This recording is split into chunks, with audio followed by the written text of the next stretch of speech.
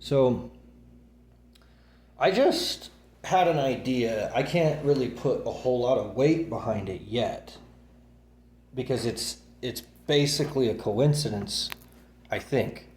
But there might be something to it. Is the idea that a person, or at the very least, generally speaking, creation, reality itself, is a reaction between God and the machine being the three absolutes, with causal dynamism being, I guess, what you would call the fuel or something like that that runs the machine. The machine is all of the deterministic rules that govern the projection of objective reality as a hologram. And I mean, what does that really mean? It just means that there's no such thing as physical substance. That's not a like the idea of what physicality is. What is it to be physical in my belief system is to be perfectly predictable, to be 100% predictable. The only things that I can think of that I can be absolutely certain of where they will be versus where they are objects and objective events. I can't really be certain of anything else. I can have a relativistic view, but that's always centered on the center of reference or the inertial frame of reference that I'm focusing on. And again, the focus is arbitrary. It's not that there's a center to the universe. It's just wherever you happen to be feels and very much is a center of the universe. And it's very relativistic in space-time, such that there's not a way, for example, to tell if you're standing still or moving at a constant state of velocity if there's nothing around you to refer to. If you're just like, I've done this all the time as a kid. I used to look out of the car window and wonder, is the car standing still and the earth moving, or is the earth standing still and the car moving? And I played a game in my head, a thought experiment, to see if I could just see if one was true or the other. And I remember that the only way that I was determining whether or not it was the earth or the car was based off of the consistency of the changes that I saw out of the window, such that if the cars around me on the road or people walking on the street or things like that, that I know their constant state of movement, and the change between their normal constant state of movement and the state of movement that I saw them moving at wasn't the same. So if there were birds flying in the sky, they wouldn't be flying the way that they're flying. They only fly like that when the car is moving, or when I'm in the car and the engine has started and the earth looks as if it had just begun to accelerate around me.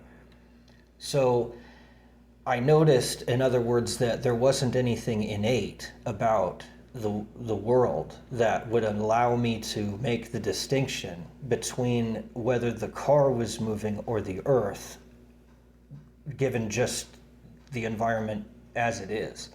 The only way that I was able to determine whether it was the car or me moving, car or earth moving, is if I looked at the rates of motion between myself and other things that I usually saw moving around. If I looked outside and all I saw was mountainous terrain and there was no buildings, no cars, no people, nothing like that, then it became impossible to tell. But if there was a bird flying overhead, or if there was a cloud in the sky that was nearby, or if there was another car on the road, then I could see the wheels moving, or I could see, the car traveling in its own lane on the road, and that other cars have to be moving at the same speed, etc. But if I just looked at the Earth as its normal natural terrain, I found it wasn't possible to tell which one was moving, the Earth or the car. So that's always stuck with me, and I can viscerally understand the relativism of space-time in that way. Like, I always go back to that thought experiment that I had when I was a kid, or whatever you want to call it, playing, mentally playing as a kid. And there was an idea in that about the complexity of right. So in my belief system, the machine, the three absolutes, nothing, indiscernibility, and being, all three of those are they have they're the source of quantities. So nothing is the source of zero, none, and the logical operation of negation. And also the logical field itself of a fully integrated, absolutely consistent field, where everywhere is exactly the same. Where if you were to have a multiplicity of parts, that they would be indiscernible, and to any discerning mind, they would just be the same location. That they're that uniform, that there's no contradiction whatsoever in between the parts. But that's not quite logical yet. In order to have the logical field emerge, it has to be through the interaction between nothing and being, I think, is the only other one that's integrated. And that's where you get the proverbial hypothetical syllogism. That's where you get implication from, is you have to have both, and they have to converge, such that the implication naturally follows from the implied. So being naturally comes from nothing, and nothing naturally comes from being. Being that they are opposite of each other, they define each other's limits, and in a sense they causally, dynamically create each other, along with indiscernibility as a necessary second helper, because one can't bootstrap the other. It's the same problem that happens if you have one self-emergent or self-creating being. That's not possible, because one is not yet existent to have created one's own existence. There isn't anyone there yet to cast the spell of creation, or whatever you want to call it. So logic as a field emerges from the non-contradiction between nothing and being. When they both converge and don't contradict each other, that's where you'll find logic. And what I mean by that is the definition of both of them, which is I.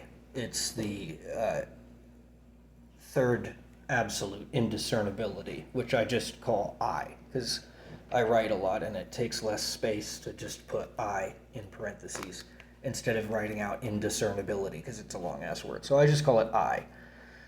So nothing being an I, and all three of those are the absolutes. If you take them into conjunction with each other, they compose, because you have to add causal dynamism as a relation between all three of those. Compose together with causal dynamism, the three absolutes compose the machine. And the machine has to interact with God in order to run. But it is a nearly perfect entity. It just doesn't quite hit the perfection standard of God because God is timeless and creation is not. Everything in creation and creation itself has a definite origin, a discernible origin. But beyond that origin point, there really isn't anything except God and heaven, the place of God, if you were to draw a distinction, because heaven is, I guess, really the experience of being with God or being in God's presence. But, they're basically inextricable. They're not interchangeable because one is a person and the other one is a place, but they're inextricable because God is always in heaven. But God also interacts with and flows through the machine. So even though the machine is allowed to churn away and be a machine, it's never destroyed by God. It also can't quite be said to have created itself, because I can go as far as the three absolutes and discern that there's a causally dynamic relationship between them, and there has to be, because if it were linear, then there would be a point before it. Every linear point in time has a point before it and a point after it, and that's what gives it the line of time. That's what gives it a length long enough for there to be time. You have to have a before, a during, and an after. And they all have to have limits. So there has to be limits in between to discern the before from the during from the after. In other words, they can't all occupy the same place at the same time. There has to be a separation between them. So if I pick an origin point in linear time, that's an origin point that's relative to something that existed after existence began. But if I try to find an origin point for existence, it becomes a really weird paradox. Imagine trying to describe something that causes something else without yet existing. And then you'll understand why that paradox is so weird. It's not an erroneous paradox, though. There is a resolution, but it has to be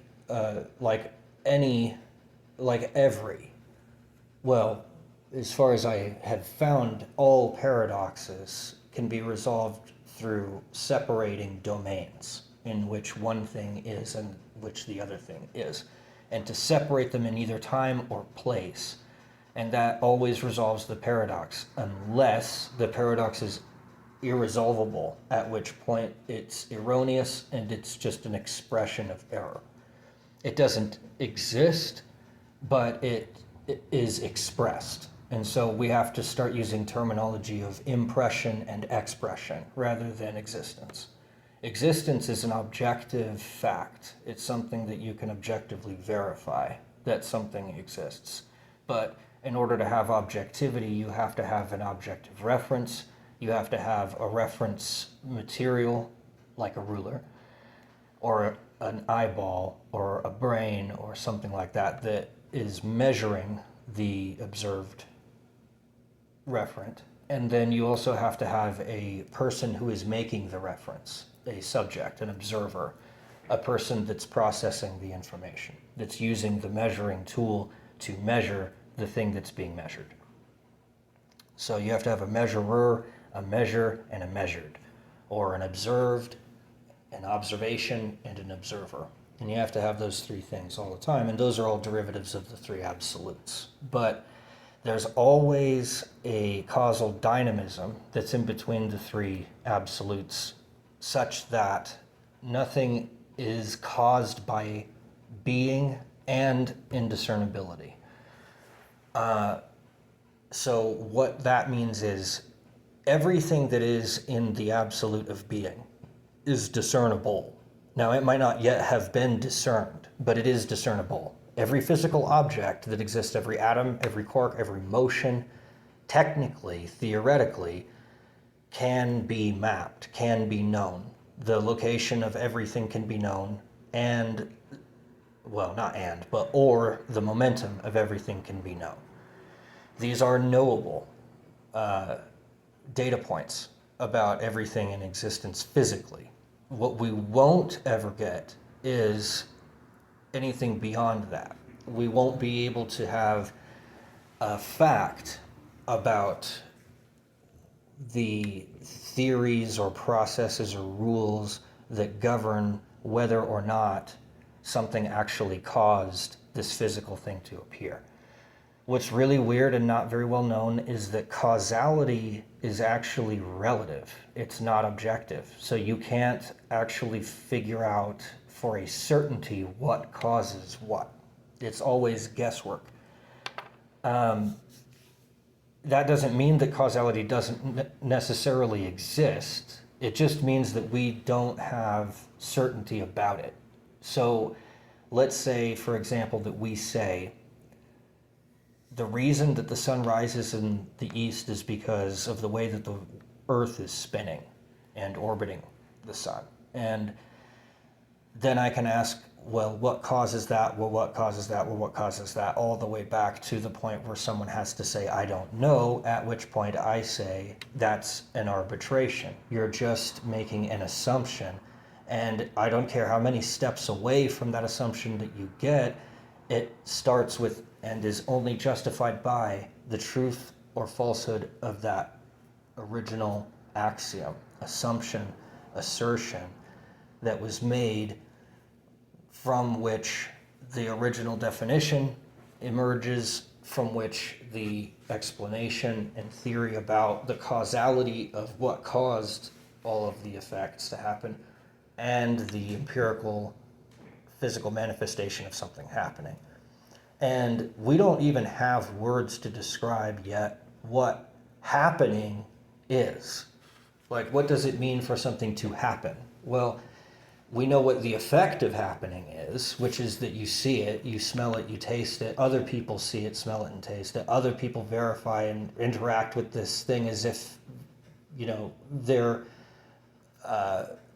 thing that they're interacting with is interchangeable with the thing that you're interacting with, because it's the same thing, one would hope, but we don't know that.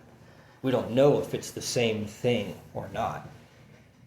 What someone else could be seeing could be wildly different from what we see, but yet they interact with it the same way because it poses a specific role in relation to them, and there's only so many relations. So either it's a friend, it's a foe, it's irrelevant, it's a curiosity, it's either valuable or not valuable, you know, stuff like that. It will have some kind of a limit to it where you wouldn't be able to say that we don't know what it is. So when we get to a point where we realize that there's no way to tell what causes what, we can say that we believe that there is some kind of cause, but the very idea of cause and effect is not actually necessary. You could view things in a way where they're not caused, and they're not an effect, because every effect is some other effect's cause, and every cause is some other cause's effect. So is there even really such a thing as cause and effect? There is a relativity, but not an objectivity to cause and effect, because there is only cause and effect. There is no third thing to make it objective. You have to have three references in order for you, and they have to be independent of each other.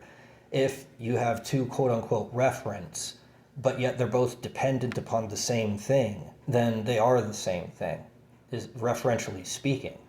Like if I was going to try to discern whether or not the car was moving or the earth was moving, and I decided to focus on someone's finger instead of their head, or their entire body instead of their left arm, it doesn't really matter because they're all part of the same referent. They're all part of that same person's body.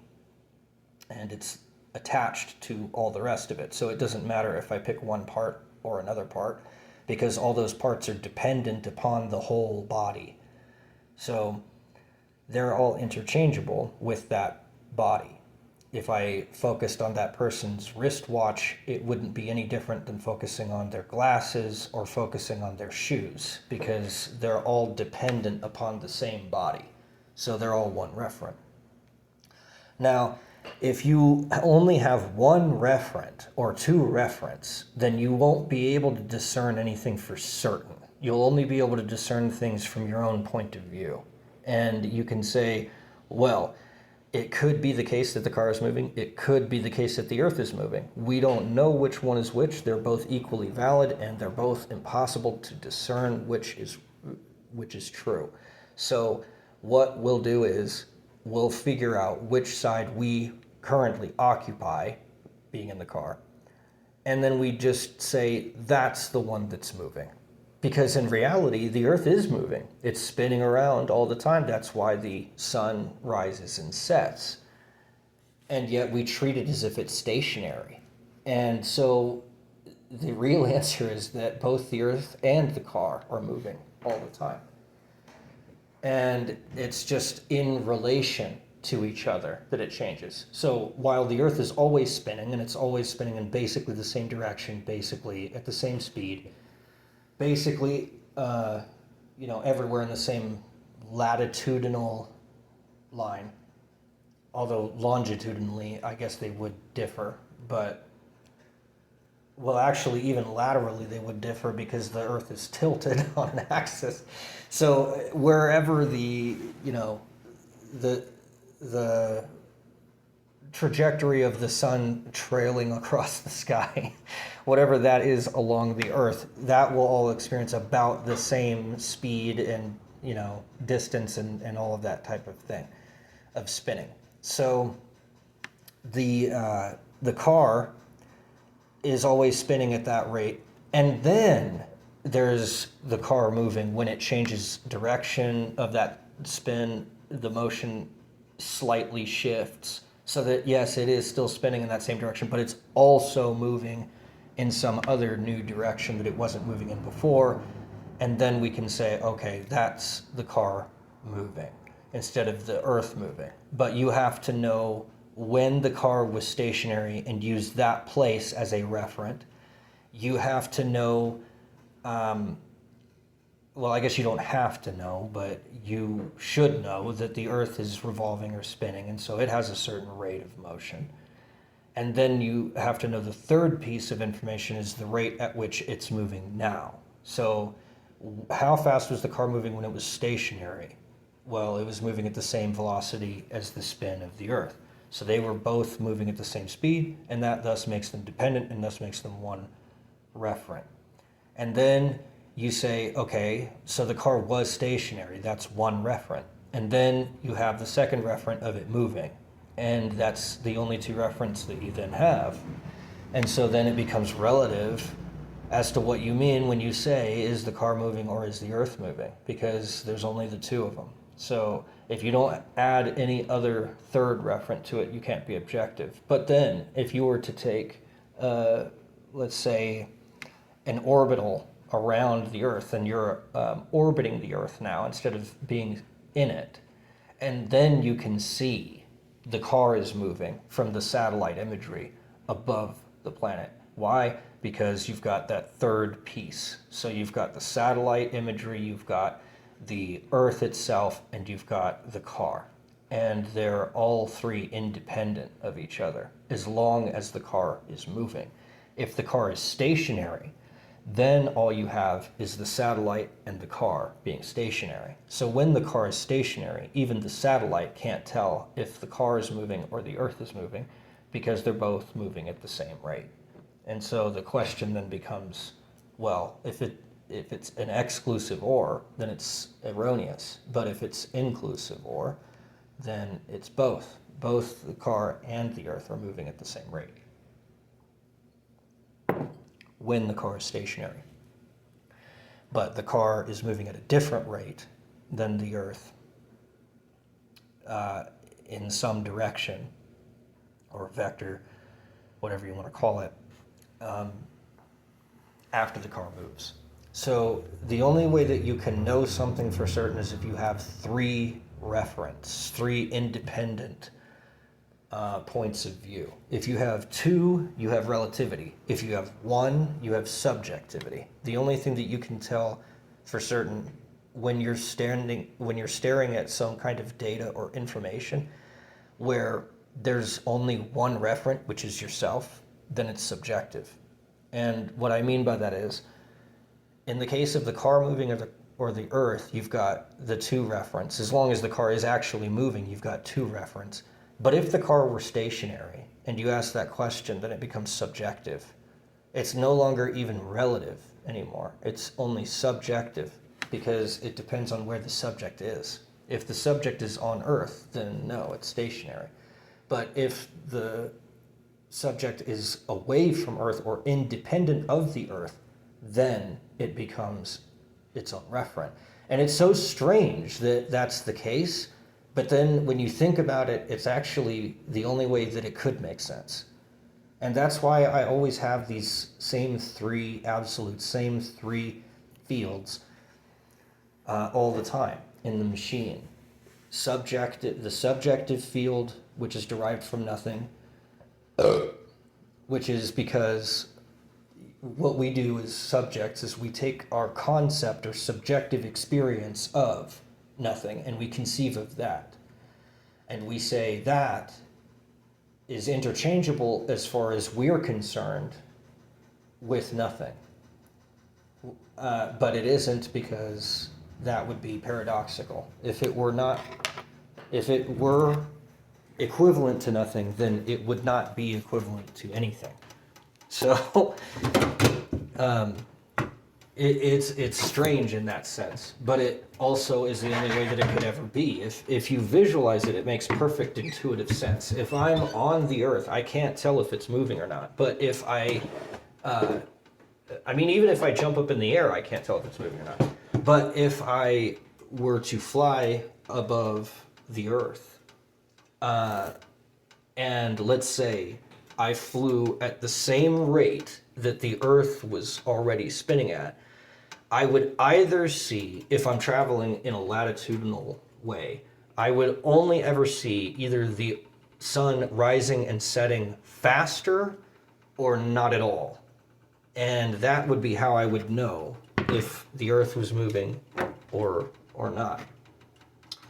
But unless you become an independent reference frame, then you can't ever discern whether or not the Earth is moving unless you're independent from it. And I think that's what Einstein was getting at when he said, if you were to ask fish about water, they would be like, what water? What do you mean? What the hell is water? Because they're saturated in it. And that's what he's getting at, is this idea about referent numbers. And that referent number is actually where I derive what numbers are, and also what dimensions are, because dimensions are fields. They're entire fields where there's an infinite number of points, such that for every finite thing, no matter how large the collection size is, for every finite thing, there is an equal correspondent point in that field for it. So that infinite field, where there's an infinite number of points, they all have to share one thing in common, though, and that's what defines the dimension. If we're going to use subjective terms, it's a subjective dimension. If we use relative terms, it's a relative dimension. And if we use objective terms, it's an objective dimension. And all three of those dimensions are possible, and they're all, while not really interchangeable, they are similar. And you can translate what it is to be a dimension across all three of those. You can translate what it is to be a dimension subjectively by saying you could have a dimension of height versus, no, actually, that's a bad example. You could have a dimension of liking something or not liking something. Do you find it attractive or repulsive? That's a subjective dimension. But another subjective dimension would be, does it make you feel happy or sad or angry? And each of those, like, how happy does it make you feel? Well, that's a dimension. That's a subjective dimension. And you could say, it makes me the happiest that I've ever been in my life. And that's one point at the very edge of that dimension. And then you could say, well, it's the worst thing that I've ever experienced in my life. It makes me the least happy. And that would be zero happiness at the origin point. And you could have the same thing for anger or sadness or whatever. And all of those would be subjective dimensions. They would not be interchangeable, and they would be distinct from each other. Hey, it's still recording, I hope.